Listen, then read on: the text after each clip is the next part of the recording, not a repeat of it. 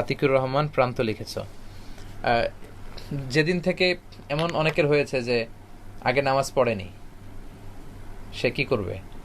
সালাতের আসলে এইভাবে কাজা হয় না।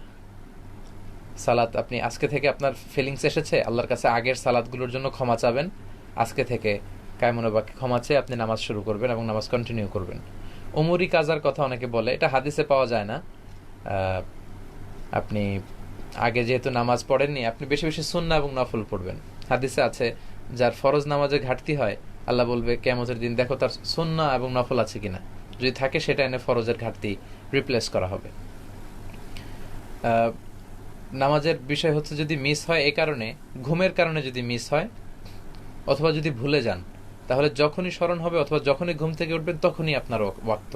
অনেকে বলে যে আমার 3টা নামাজ কাজা আছে হুজুর, এটা পড়বো না। এটা কখনোই করা যাবে না। নামাজ কাজা করে রেখে দেওয়া যাবে না। আমার 3টা কাজা 4টা কাজা, কিসের 4টা কাজা, কিসের 3টা কাজা? আপনার ঘুমের কারণে মিস হয়েছে, যখন উঠবেন তখনই ফ্রেশ হয়ে অজু করে নামাজ পড়ে নেবেন। ভুলে গেছেন, যখনই মনে আসবে ওরে আজকে তো আসরের নামাজ আমি পড়িনি, আমি তো ভুলে গিয়েছি, যখনই আপনার খেয়াল আসবে সাথে সাথে অজু করে ইস্তেগফার, শয়তান আপনাকে ভুলিয়ে রেখেছে, আপনি নামাজটা পড়ে ফেলবেন। এটা হচ্ছে সুন্নাহ। আর উমরি কাজা বলতে কাজা আসলে শরিয়াতে নেই, অনেক স্কলাররা বলে, আপনি চাইলে পড়তে পারেন, কিন্তু আমি সাজেস্ট করি সুন্নাহ এবং নফল বেশি করে পড়েন, তাহলে বিগত যেই নামাজগুলো ফরজ আপনার নষ্ট হয়েছে এগুলো আল্লাহ সুন্নাহ দিয়ে ওইটা ব্যাকআপ করে দিবে ইনশাআল্লাহ। জাকাত কখন ফরজ হয়, এর বন্টন কিভাবে হবে? জাকাত সচ্ছল ধনী বিশ্বাসীদের জন্য ফার্জ করা হয়েছে। 50 মিনিট যদি হয়ে থাকে তাহলে আরো 10 মিনিট আমরা কন্টিনিউ করব।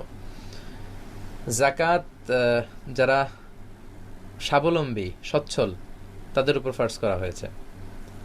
আপনার যদি 85 গ্রাম স্বর্ণ কিংবা 595 গ্রাম রূপা কিংবা এর সমপরিমাণ সম্পদ যদি আপনার থাকে, আপনার যদি কোনো ঋণ না থাকে, আপনার বাড়ি ভাড়া, আপনার ট্রান্সপোর্টেশন, আপনার চিকিৎসা, আপনার ছেলে মেয়েদের স্কুলের খরচ, ইউনিভার্সিটির খরচ, আপনার আব্বা আম্মার খরচ সব দেওয়ার পরে যদি এই পরিমাণ টাকা, 85 গ্রাম স্বর্ণ বাংলাদেশি টাকা দ্বারা 3.5 লক্ষ টাকা, এটা যদি 1 বছর আপনার কাছে থাকে, তখন আপনার 2.5% হারে জাকাত দিতে হবে। সেক্ষেত্রে শুধু স্বর্ণ না, স্বর্ণ, রৌপ্য, ব্যবসায়িক পণ্য, আপনার যদি প্রাইস বন্ড থাকে, আপনার যদি ব্যাংকে ডিপোজিট থাকে, ফিক্সড ডিপোজিট থাকে, ডিপিএস থাকে, আপনার যদি সঞ্চয়পত্র থাকে, সব মিলে